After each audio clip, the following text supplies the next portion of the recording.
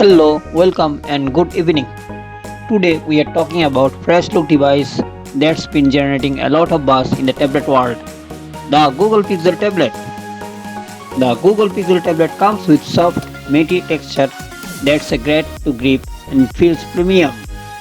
The Pixel device has clean lineup with G iconic logo on the back.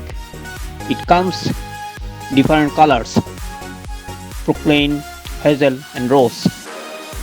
The Google Pixel tablet has a beautiful 10.95-inch LCD screen, bright, vibrant, and 16:10 aspect ratio is perfect for watching videos.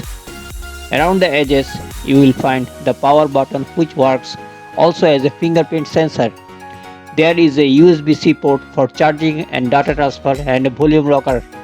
Plus, it has 4 built-in speakers which gives you the best quality.